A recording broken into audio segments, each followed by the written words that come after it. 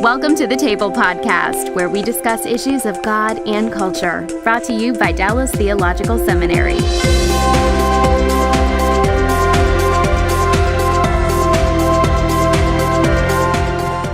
Welcome to the Table. We discuss issues of God and culture, and those of you who are familiar with the Table can tell I'm not in my normal seat if you're watching.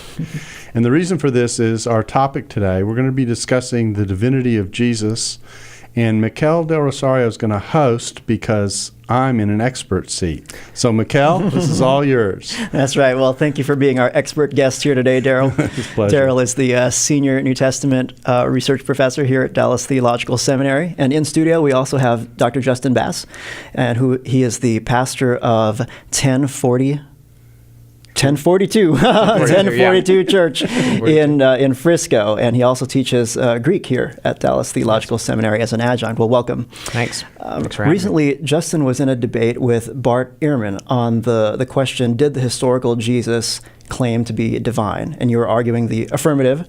Definitely. I was arguing. So we're pleased to have you on the show because that's actually our topic here today. So we're just going to dive right in, and I want to ask you if we think about the kinds of people who study what the historical Jesus said. Many of them talk about the Apostle Paul.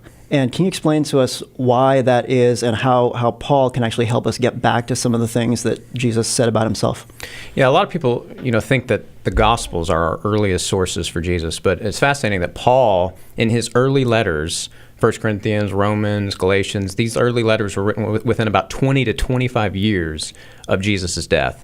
And in those letters, Paul actually quotes creeds and poems and hymns and other sayings of Jesus that go back to within even the first decade after Jesus' death, and sometimes even as early scholars say as 5 years after Jesus' death, which is really incredible. So we can go back through Paul's letters, we can get back all the way to the first decade of Jesus' death. So back then, you can say we have people for sure saying Jesus was God. They were worshiping Jesus as God. Yeah, so some of these traditions will say things like one of the classic ones is 1 Corinthians, quoted in 1 Corinthians 15, where it says that Christ died for our sins and was buried and rose again on the third day and appeared to all these people. That doesn't specifically say he's God, but we have other creedal traditions that Paul quotes, like 1 Corinthians 8:6, Philippians 2, and I'll quote the one from 1 Corinthians 8:6. Paul says, and it seems to be quoted from early on, that for us there is one God, the Father, through whom all things, or for whom all things came into being and for whom all things exist, and there is one Lord, Jesus Christ, through whom all things came into being and through whom all things exist. And that's an incredible statement because it's a redefining of the Shema of Deuteronomy 6. And Paul is basically making the Lord of Deuteronomy 6 Jesus, and God is God the Father. And so he kind of cuts it in half and makes it where there are two. He doesn't say what we use persons came later, but there are two, but there's still just one God, and there's Jesus somehow included in the one God of Israel. And so it's an incredible creedal tradition that goes back probably within the first 5 to 10 years after Jesus' death. So the argument that you're making then is if we have people this early on who were believing Jesus was God, certainly that didn't just come out of nowhere. They didn't just make that up out of nothing. Right. They got it from somewhere. Yeah, where do you get a crucified man being hailed as God? I mean, this is what, and I use this line of argumentation because Bart Ehrman actually in his books makes the argument, this exact argument, that Jesus, the historical Jesus, claimed to be the Messiah. He believes Jesus claimed to be the Messiah. And he argues that because the earliest followers of Jesus proclaimed him as the Messiah. And he says, look, they were saying that he was the Messiah and that he died and rose again from the dead. And no one in Second Temple Judaism taught that. No one ever said that. And so I'm saying, hey, let's look at in our topic. The earliest followers of Jesus said he was God. Mm-hmm. Where were they saying in Second Temple Judaism that the Messiah would be God? So I'm saying it's the same argument. Why don't you go with that? He largely just dismissed it and said, oh, well, that doesn't say what Jesus said, but that's the same argumentation he used for how he gets to the fact that the historical Jesus claimed to be the Messiah. Because in the Gospels, Jesus doesn't claim to be the Messiah. He accepts it. He accepts people who say he's the Messiah, but you never have Jesus say, I am the Christ in the Gospels. So that's exactly how Ehrman gets that argument, and so that's how I'm trying to demonstrate that that's how he claimed to be God. Okay, well, certainly he had to have said something.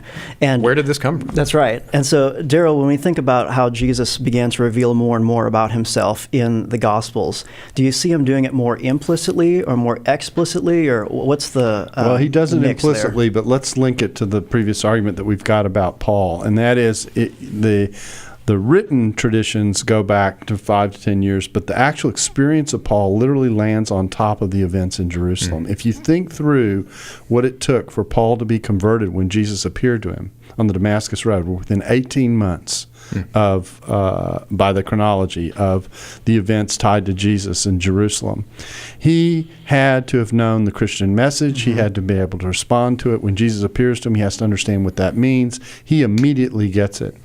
That actually dates his theology that allows for his conversion to before his experience with Jesus, because he's hearing what the church is preaching as a preparation for that. So now this gap that people like to talk about between the event and what's written in the Bible keeps shrinking and to the point where it's literally on top of itself. And so the issue becomes, where there's smoke, there must be fire. In other words, the idea that we've got these teachings among the very earliest Christians that are going in this direction. Where'd they get it from? Well, it's unlikely they made it up on their own, because it got them into trouble. I mean, why would you make up something that would get you into trouble? That doesn't make sense. There's no precedent for going here, so you aren't forced to go in this direction. If Jesus had really taught that he was a great religious leader, or even that he was just the Messiah, there was no reason to make him divine. Just leave him where he is. That's right. But what we get in the Gospels is Jesus choosing to show who he is rather than proclaim who he is oftentimes. And that's what we see in the Synoptic Gospels. So he does the stuff that God does. And that's how we see it. These are what are called the implicit claims. Things like forgiving sin, like saying he's Lord of the Sabbath, controlling the creation. There are a variety of things that are at work here. Taking control of the temple, changing Passover liturgy into a completely different set of references that refer to his life and death. That's a prescribed piece of liturgy coming out of the Pentateuch, coming out of the first 5 books of the Old Testament, coming out of the law. Who has the right to do that? And so you add all these things together, that's what you get. Perhaps the most outstanding text that shows this is a passage where John the Baptist sends his emissaries and asks Jesus, are you the one to come, or should we expect another? And I say, John the Baptist didn't watch enough television. He should have asked this question a different way. Are you the one to come, or should we expect another? Yes or no? Because by leaving the answer open-ended, he let Jesus roam, and that's what he did. So he goes back and he says, tell John what you see and hear. And he goes through this list, lepers are cleansed, the blind are healed, the gospel is preached to the poor. And most of those phrases come out of sections of Isaiah that talk about what's going to happen when God does his final deliverance. So he's saying, I am the Messiah, but the way you know it is by what I'm doing. He doesn't talk about it, because for Jesus, words are cheap. A lot of people can make claims. The real proof is in the pudding of real life experience. That's right. And if I can just add to that, that's actually also a text, the story of, I like to call it doubting John the Baptist. We hear about doubting Thomas, but here's John the Baptist actually doubting. Bart Ehrman actually accepts this text as historical, as going back to Jesus. And it's really incredible to learn the way Jesus probably did talk about himself, because here he is directly asked by John the Baptist himself, are you the one to come, or should we expect someone else? And he doesn't come out and just say who he is, and he doesn't start calling him God, or I'm the Son of God, or I'm the Messiah. He does it in a very implicit way. And I think this is the way Jesus did talk about himself until probably that last week of before his death, and that's where he makes the most explicit claim, which I know we're going to talk about later, but his claim to be the Son of Man at God's right hand. It certainly is the way the Synoptics lay it out, this very implicit kind of indirect way. In fact, it bothers a lot of believers when they read the Synoptic Gospel of Matthew, Mark, and Luke to have Jesus do it so indirectly, and then when we come to the Gospel of John, there's a lot more direct stuff going on here and there, very privately, by the way, in most cases. Or there's implicit stuff, I and the Father are one, okay, which the theologians who have a good theological antenna get.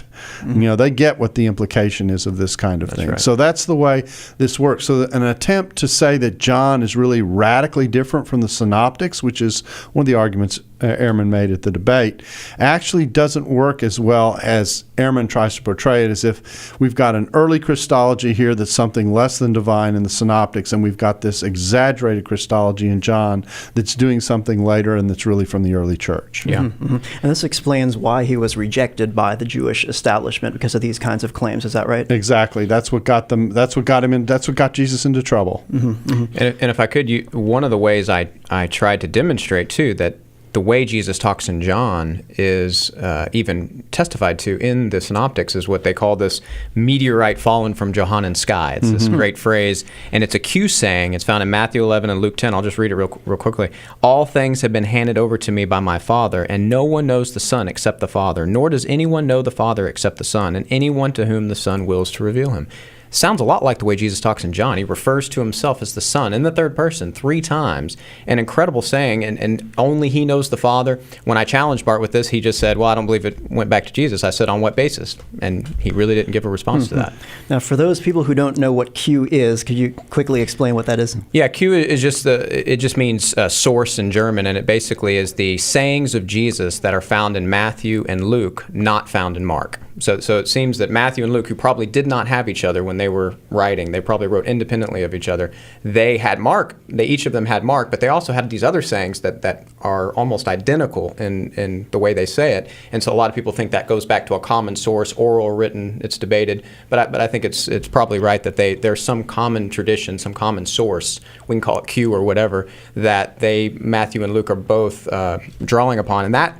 And Q, this saying, any saying found in Q, even critical scholars like Bart Ehrman would say that it dates to the early 50s. So now we're getting back to the same time as Paul's early letters when we talk about the Q sayings of Jesus. Mm-hmm. And this is the way he talks in the Q saying. Yeah, you're talking about 200 verses, 235 verses, and the way it splits out is about a third of them are almost exact. About another third are very close, and then another third there's debate because there's enough variation between them as to whether they're included or not. That's why you'll get different numbers when people talk about Q. But it basically is the sayings that appear in those 2 Gospels, not in Mark, on the assumption, this is really the key part of it, that Luke and Matthew didn't use each other, so where did all this stuff come from? It's about 1/5 of each of these Gospels. So, that's a substantial portion. Where did it come from? The idea is Q. And in historical Jesus discussions, which are always rooted in some form of skepticism about proving whether this stuff comes from Jesus or not. In historical Jesus discussions, your 2 major sources inevitably are the stuff that comes out of Mark and the stuff that comes out of Q. Those are your 2 major places where you're often landing to look for stuff that even the skeptical scholars will acknowledge in many cases will come from Jesus. Mm-hmm. How do skeptical scholars who don't hold that the Bible is actually the Word of God and that they can trust everything that's written in there, how do they try to figure out what Jesus actually said about himself if they can't trust the sources just by looking at them? Well, most historical Jesus study is rooted in the principle that we actually use in our journalism today, which is corroboration. Is there some way we can corroborate or get additional sort or multiple witnesses attesting to the fact that this took place? So it used to be in journalism, this isn't true anymore, but it used to be that newspapers didn't print a story unless they had 2 fairly independent witnesses testifying to the fact that something happened. Then they felt more confident about it. And actually, one of the criteria, they're what are called criterion of authenticity. One of the criterion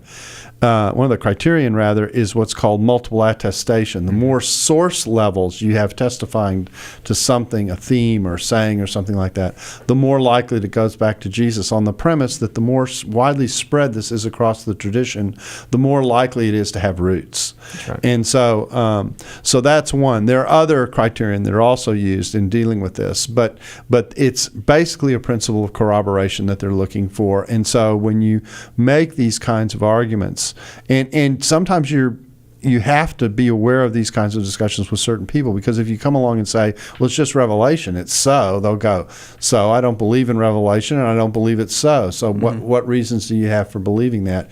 You've got to think through how would be other ways to say this. So you're always often in historical Jesus discussion in a high skeptical mode.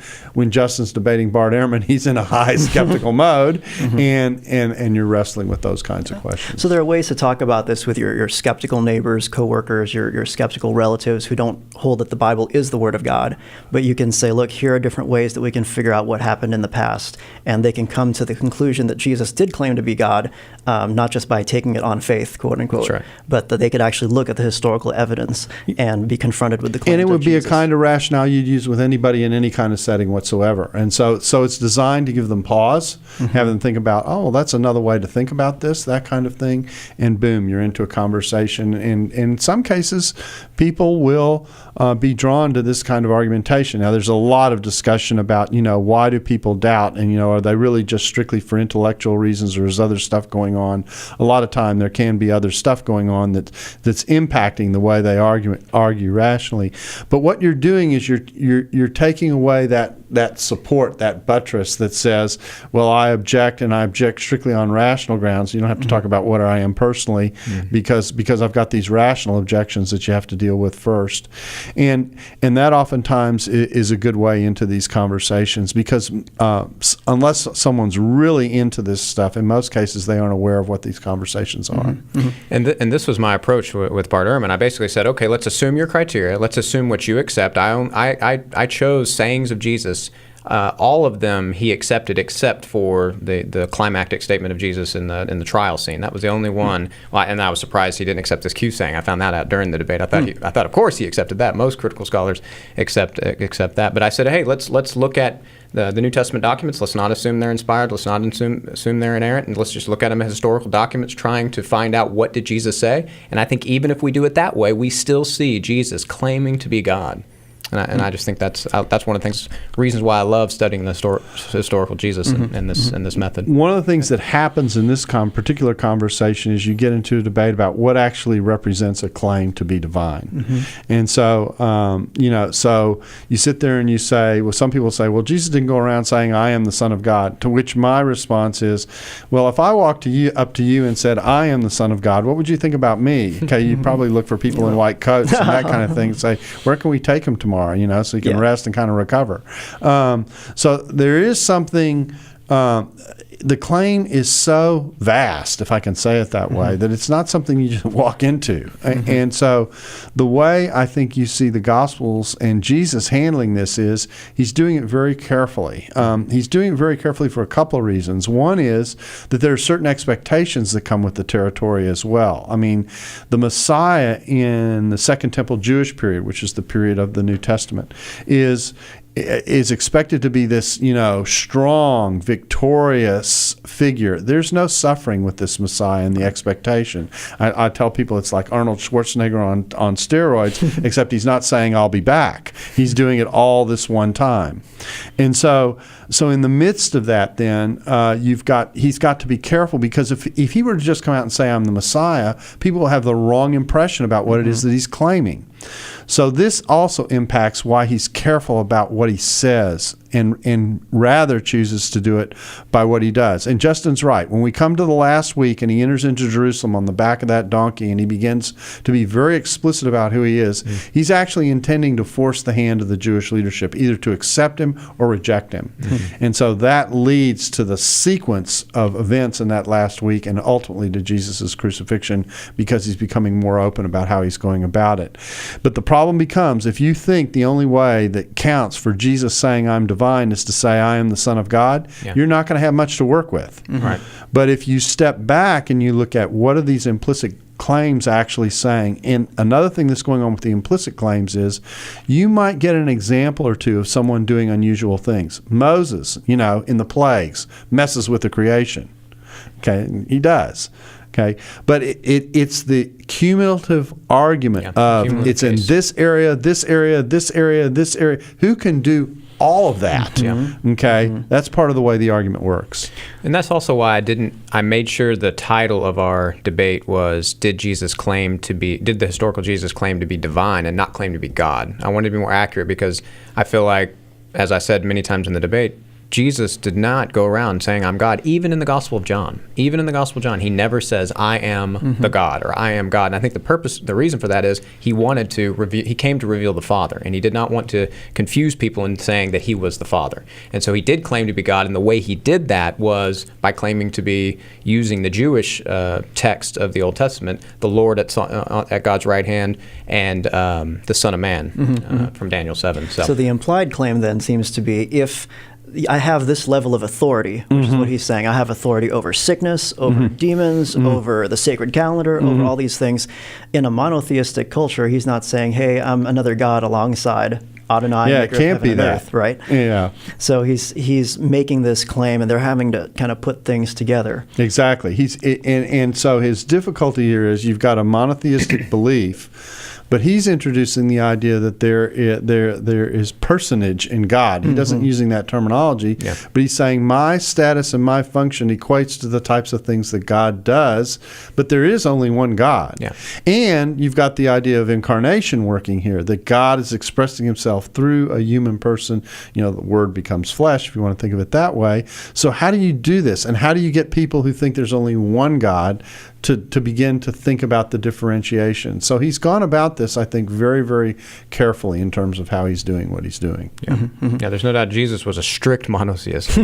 You shall worship the Lord your God and serve him only, and yet he accepts worship. So it's those kind of things, those implicit things that show that he did claim to be divine and see himself as divine. So they really do add up in terms of the scope of what it is. It's kind of an alpha and omega or an A to Z set of things that he's doing, many of which God alone does. And so as a result, you begin to say, okay, who is this guy? For example, when Jesus calms the creation, the disciples' reaction at the end is, who's able to command the winds and the waves and they obey him? That's the pronouncement that comes at the end of that miracle. That's exactly the right question to be asking. That's right. And a good Jew would say, well, there's only one person who's able to control the creation. That's the Creator. And so you get the introduction of this creator creature divide in which Jesus keeps functioning on the creator side of that divide. That's right. And that begins to raise the question, all right, who is he claiming to be? So there is a unity with God, and there's a distinction as well. Exactly right. And he's trying to preserve both of those simultaneously, so he's not understood as a second God, but he's appreciated as divine on the other hand. And you see that in Paul. He's clearly distinguishing, even though he's saying Jesus is God, he's distinguishing from the Father. You see it in the Gospels, you see it in John, you see it all throughout the New Testament, that clear distinction and yet strict monotheism as well. And yet there also is this subordinationism that you also see, because the Father does what the Son does what the Father asks him to do. And so Jesus is always responding to the Father in the context of this relationship. He is the sent one who is responding to what the Father says, that kind of thing. Right. And so all these things are working together as we get to the distinction and the unity side by side, including how that distinction actually works. So it seems like the argument that you're making, Justin, is from the very beginning when we started talking, is that Paul, really, really early on, has heard people talking about who Jesus is, calling him divine, raising him to this super elevated status. Where did that come from? Right? Exactly. Where did that come from? That did just come out of nowhere. Right. And then we see him making implicit claims, doing things, doing God things, and people just kind of having to put that together, like, if this guy has authority over demons and sickness and the forces of nature, what's going on here in a monotheistic culture? Trying to figure out who is Jesus, and they're kind of coming to this slowly by slowly. Well, Justin, during the debate that you had with Bart Ehrman, you said that Jesus' favorite way of talking about himself was probably using the term Son of Man. And the term Son of Man is kind of controversial in terms of what does it mean? Does it always mean the same thing? Can you kind of explain what Son of Man would mean to a Jewish audience living in Jesus' time? Yeah, this phrase is pretty much agreed upon. One of the few things most scholars agree on is that this originates from this figure, this very mysterious figure in Daniel chapter 7. Daniel, the prophet, has this night vision, and he sees this human-like figure, and he calls him one like a son of man, who's flying with the clouds, something only Yahweh does, something only the God of Israel does. And he appears before the God of Israel. He appears before the Ancient of Days, and he's worshipped, and he's given a kingdom, and so very mysterious figure. Later on, about centuries after Daniel was written, we have another Jewish document called First Enoch that mentions the Son of Man figure, and he's, again, similar to Daniel. He's seated on God's throne, he's worshipped, he's pre-existent, he's a divine figure.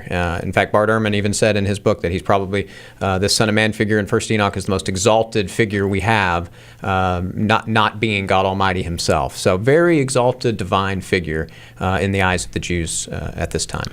Yeah, and First Enoch is an interesting book. He said it comes long after the time of Daniel. We're actually probably in the first century, in the transition from first century BC to first century AD. Actually edited a book with James Charlesworth of Princeton dealing with the date of this document. It actually may well have originated out of Galilee, so we're in the very region where Jesus was, possibly. That's been suggested. And so the point here is that this is a title that's kind of in the air at the time, and it's a very exalted figure. The other passage where this comes up is 4th Ezra, chapter 13. It's also a Son of Man figure. But what makes this difficult is Jesus doesn't make the connection to Daniel until pretty late in his ministry. And so Son of Man by itself is just an idiom. It's an Aramaic and Semitic idiom that can refer to someone. It's debated whether it's an indirect way of referring to oneself. I like to use the example of Maggie Thatcher. The illustration's getting older and older, so it doesn't work as effectively as it used to. But when Maggie Thatcher was Prime Minister of England, she used to, when she would get asked a question, are you going to change economic policies, she would say, the lady is not for turning. And so, so she's referring to herself in this indirect way, and that's what Jesus is doing early on in his ministry. The Son of Man does this, the Son of Man does that, the Son of Man does this, but there's no passage connection to it yet. And so what a lot of people will say is, well, yeah, he's using it idiomatically, but the connection that comes to Daniel is something that the church did, and that's being put into the mouth of Jesus. So even though you've got this very exclusive use of the title that's showing up over and over and over again, only on the lips of Jesus, you've got it in this it's still indirect, much like the implicit claims that we were talking about earlier. And so it's not, and in a few places, you almost read it and you think, the Son of Man, is he talking about someone else or is he talking about himself? And so some people get drawn to that and say, well, the original title was actually talking about some other apocalyptic figure, not Jesus himself. But the problem with that is that Jesus uses it too often of himself to draw attention to himself, to think that he, did he change his mind? I'm referring about someone else, and now, oh no, that's wrong. And now it's about me. It's all about me. No, that's not probably what happened. So this is Jesus' favorite way to refer to himself. And the writing on the clouds in every passage except the Daniel 7 passage is dealing with a transcendent figure. So it's this unique combination between humanity. That's what Son of Man is. If I said son of Carl, it'd be Carl's son. If I said son of Deborah, I'd say that's Deborah's son. So Son of Man is the son of a human being. It's just another human being. It's this human figure who also has these divine characteristics associated with him. I think that's what made it attractive to Jesus. And to add on that, I don't know where you fall on that. So there's a little bit of debate as far as, there's no doubt it was a idiomatic phrase without the article, but the fascinating thing about the Greek phrase that's used every time on Jesus' lips in the Gospels is it's the Son of Man, the Son of Man. And so, the question is that Jesus kind of pointing out, meaning that Son of Man from Daniel. He's like saying the Son of Man, because the Greek phrase is not used anywhere else in ancient Greek literature. This the way it says the Son of Man in the Gospel in the Gospels, and the way Jesus refers to himself. So it still would have been a cipher. It still would have been strange. People would have been like, the Son of Man. What's he saying? The Son of Man from Daniel, or this? But it's an interesting thing that this phrase is so unique on the lips of Jesus, and so consistently marked off with the article to identify that I've got something specific in mind. That's actually what the article is doing. Right. Is I've got something very specific in mind here when I'm using this phrase, but it's building off this idiom on the one hand, and it's moving towards an identification the other. As we noted earlier, the time when you get these connections to the Daniel passages as we're moving into the last week of Jesus' life. So in the Olivet Discourse, he uses it in relationship to Daniel, and then at the Jewish examination of Jesus when he's replying to the high priest, he's using it there. Those are the two places places where it appears directly connected to Daniel. There are a few other places where it comes close to alluding to stuff that's going on in Daniel, but those two places are absolutely, I mean, you can't deny that Daniel's in play in those two texts. And he seems to link this term to authority sometimes as well, doesn't he? Or even early on in his ministry in Mark chapter 2, for example, when he healed the paralytic, he said, he used the term Son of Man, and then he said, your sins are forgiven. So at minimum, wouldn't it be something like at least saying this person has the authority to forgive sins? Yeah, that Mark 2 passage is important because what Jesus is doing is he's showing something that you can't see by something that you can see. So he's got a paralytic in front of him who's asked to be healed. When the paralytic drops in his presence, he doesn't say, "I'm going to, be healed." He says, "Your sins are forgiven." Now, I guarantee you, when the paralytic first heard that, he was pretty disappointed. That isn't why I dropped into this party. But forget about sins. I want to walk. Exactly right. And so. But then he turns around and he says, in order that you might know that the Son of Man has authority on earth to forgive sins, that's something you can't see. I say to you, get up and walk. He links it to something you can see, and that requires the power of God in order to happen. And so that's how he links it. So that's actually how the implicit claims work. Jesus is doing something. If he's a sinner, if he's a deceiver, then how are these things happening? Okay? But if they require the power of God and he's doing them and he's making claims of authority while he's doing them, that underlies the implicit claim. Well, the Son of Man is the way he does this. Another one that has the note of authority is the Son of Man is Lord of the Sabbath. Okay, who has authority not just over the divine calendar, but literally one of the distinctives of Judaism. The Sabbath was a unique day in the worship of the Jewish faith. It marked out a Jew as distinct. It was part of the sacred calendar. It was commanded in the Pentateuch. It was seen to be a reflection of the 7 days of creation. I mean, the roots of this are deep, and I have authority over that. Right. That's how an implicit claim works, and the implicit claim with the Son of Man is coming together to really give it this stamp of authority that you're connecting very correctly to the title. And another thing on the Son of Man forgives sins, we have the resident expert on this, but they say blasphemy there, which is an important connection between Mark 2 and Mark 14, which we'll talk about later. But in the climactic statement of Jesus claiming to be the Son of Man before the high priest, they'd also declare blasphemy. So you have that connection between Mark 2 kind of leading, almost like a foreshadowing of what's going to happen in Mark 14. Yeah, one of the great ironies of that text is that, we tend to give the Pharisees and the leaders in the Gospels a hard time, but every now and then in the movement of the narrative, they actually are giving us major clues for what's going on. They get what Jesus is doing in a way that many people don't. Now, they don't believe it, they reject it, but they get the point of what's being said. And the text indicates that. So, they're saying to themselves, in the Mark 2 text, who can forgive sins but God alone. And in the Gospels, whenever anyone's thinking something privately in front of Jesus, it's not good for the person doing the thinking. The next thing that happens in the passage is there's some type of response or corrective or explanation that is dealing with what the person is thinking. And that's exactly where Jesus goes through the example of what's easier to say, your sins are forgiven, or rise up and walk. And then in order that you might know that the Son of Man has authority on earth to forgive sins, I say to you, get up and walk. And when he gets up and walks, his walk talks. And what his walk is saying is, the Son of Man has authority on earth to forgive sins. That's right. And the Pharisees have already put the theological stamp on that. That's something only God does. And it's clearly a claim by Jesus to be the Son of Man. Right. And that was an excellent observation about Mark 2 and 14, because here you have early on, he's using the term Son of Man. He's called a blasphemer, and then God vindicates his claim by healing this guy. Why would God vindicate the claim of a sinner or a blasphemer? That's right. But then toward the end of his life, we get the Jewish examination, which I can never get away with calling it a trial in front of you. That's exactly right. So that's right. It's a grand jury investigation, because the Jewish authorities do not have the authority to put Jesus to death. They're actually gathering the evidence that they can take to Pilate, and it has to work. This is what some people don't get about this scene. The worst thing that could have happened would have been for the Jewish leadership to take Jesus to Pilate, for Pilate to examine Jesus and to say, he's not guilty, I'm releasing him. Because then he would have been put in the position of, we went before the Roman magistrates and they said we're not doing anything in violation of the law. So they have to get this right. And so this examination is the gathering of evidence. And the irony of this scene, the great irony of this scene is that the person whose testimony is responsible for the crucifixion of Jesus is Jesus himself.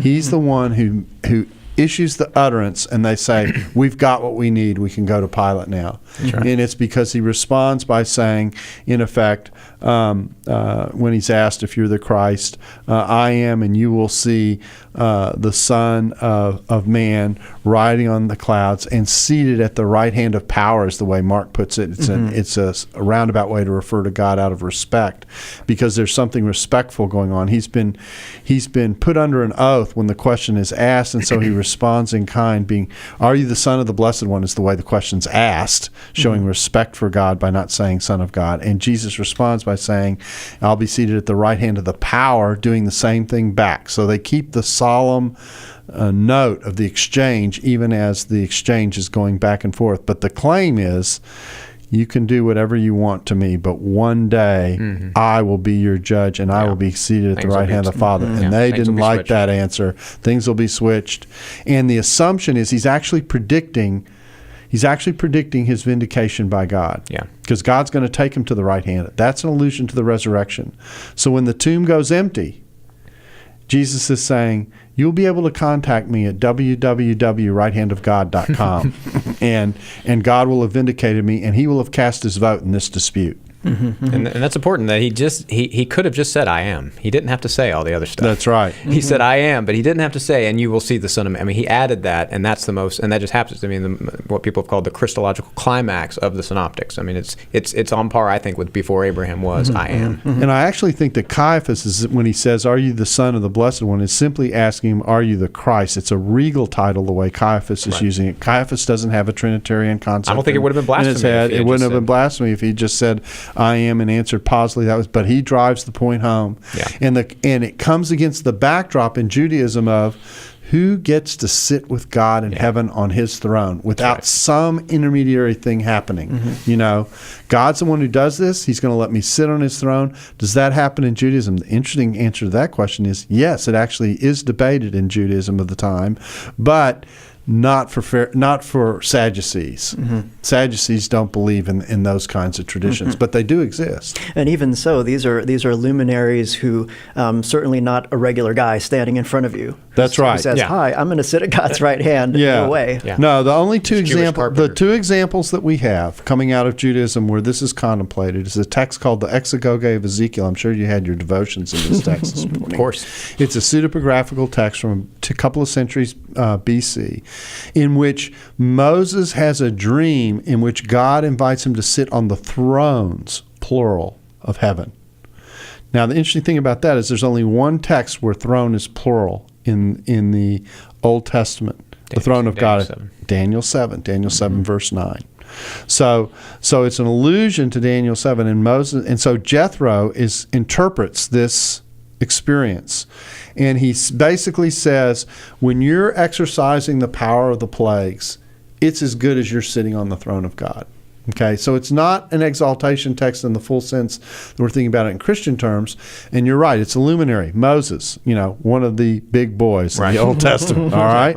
Okay, the second text is this first set of First Enoch texts that we talked about earlier. The chapters 37 to 71, they're called the similitudes or the parables of Enoch. And they have this Son of Man figure, exalted, sit at the right hand, pursuing the judgment. This is a transcendent figure who's crashing the earthly party and partaking in the judgment. That's the figure that refers to there. So some group of, if I can say it, Enochians contemplate the possibility of there being a second figure in heaven. Another set of texts has Moses put there rhetorically, but it's not really an exalted claim in one sense. It's that God is working through him. A third text comes from involves Akiba. And Akiba says that David is going to get to sit at the right hand. Another luminary. Okay, look who we have here. We've got Enoch, taken up by God. We've got Moses, who in some Jewish traditions also was taken up by God, by the way. And then we've got David, the king. And so David, and the sages respond to him. This is a negative vote in response. How long will you profane the Shekinah? They're actually accusing him of blasphemy, and they're warning him not to say this. Yeah. The fourth text that reflects this debate is a text in 3rd Enoch. It's another pseudepigraphical text. Enoch's being given a tour of heaven, and in the midst of the tour, Metatron is leading the tour, not a cartoon character. Okay, all right. Metatron's leading the tour, and what he says at the end of this exchange, he refers to himself in the midst of it as the lesser Yahweh himself. And a little Yahweh, so they got Whopper and Whopper Jr., right? Okay. And so in the midst of this, God calls Metatron in for a talk. Now, when I was a kid, my dad used to call me in for talks, and I found out they weren't conversations. and so he calls him in for a talk, and he punishes Metatron for even suggesting that he could have this position next to God. So what you're dealing with, there are two texts that contemplate this possibility, and actually three evidences of it, and then two texts that push back and say, no way. Okay. Now, the thing to remember about the Jewish council that's built around Jesus is they're full of Sadducees. Sadducees do not like additions to the sacred tradition. In fact, they tended to concentrate on the Pentateuch. So they aren't going to like these expanded traditions about who these figures are at all. They're going to reject it. So you've got this inner debate within Judaism that's contemplating the possibility there could be a big number two, if I can say it that way. But the officials who are in control of this trial, they're not going there.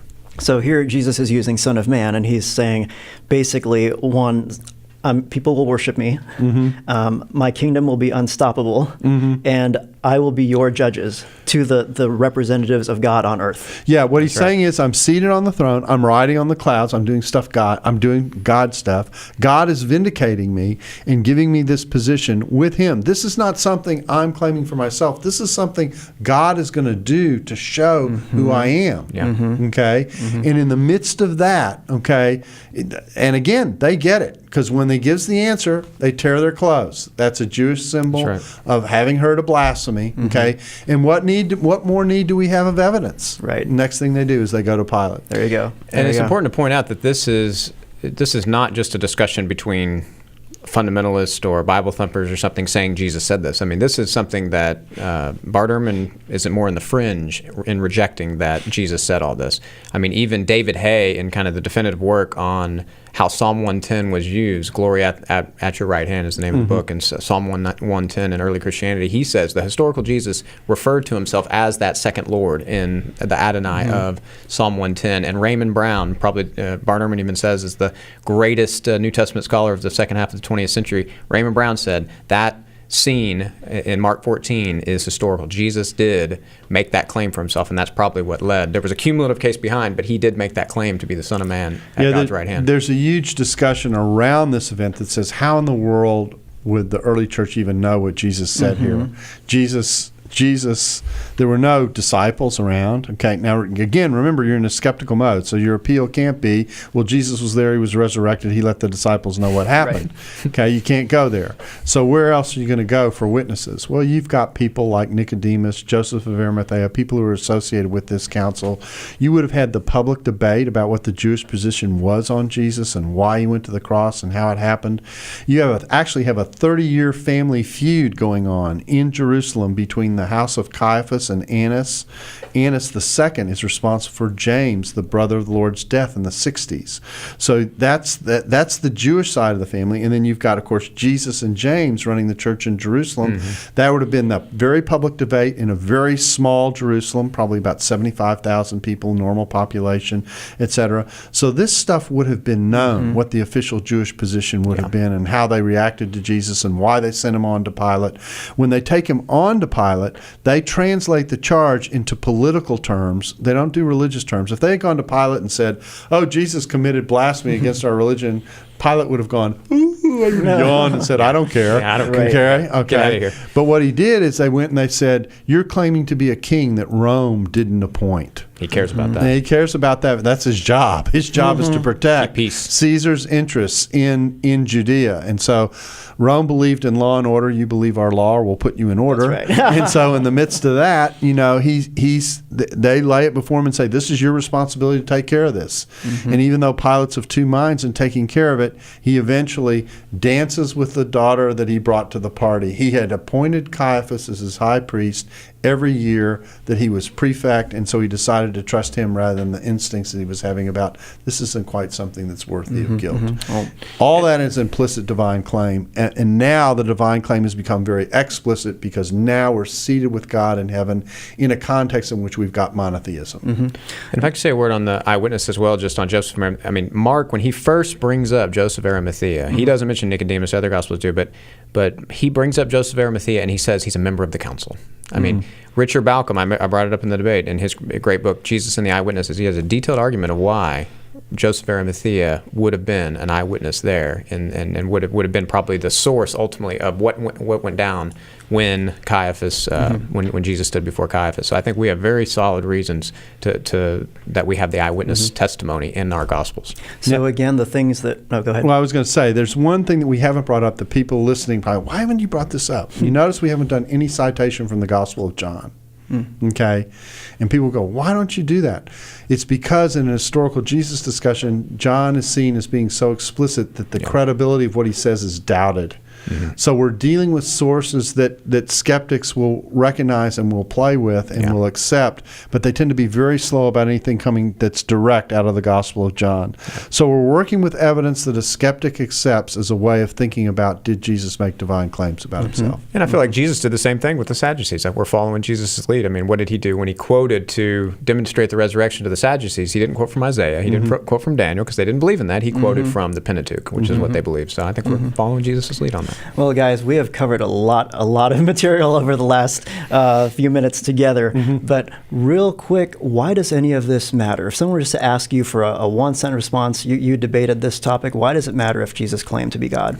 Well, I really love, one of the first books I read when I came to Christ was C.S. Lewis's Mere Christianity, and I really love the challenge, the power of the trilemma that Jesus, if he claimed to be God, if he claimed to be divine, he was either lying, he was crazy, he was on the level of a poached egg, or he was telling the truth. And so I think putting that before people, if we can get that back into the accepted critical scholarship of today, I think that's a powerful place for people to be, because I think for skeptics, even like skeptics like Bart Ehrman, as I read what he said, I think he feels the weight of that question of whether or not Jesus claimed to be God. And if he did claim to be God, I think he feels the weight of, man, he probably wasn't crazy, he probably wasn't lying, so that only leaves one other option. Yeah, the Scripture actually only leaves us two choices. He's from above or he's from below.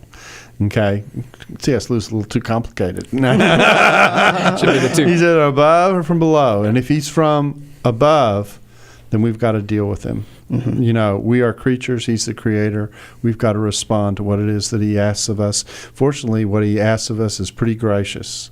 Let me take your place. Let me pay your penalty. If we'll do that, then we can appreciate why Jesus claimed that he was divine. Well, thank you, Darrell. Thank you, Justin, for being with us. And thank you for joining us on The Table today, where we discuss issues of God and culture. Thanks for listening to The Table Podcast. For more podcasts like this one, visit dts.edu/The Table. Dallas Theological Seminary. Teach truth, love well.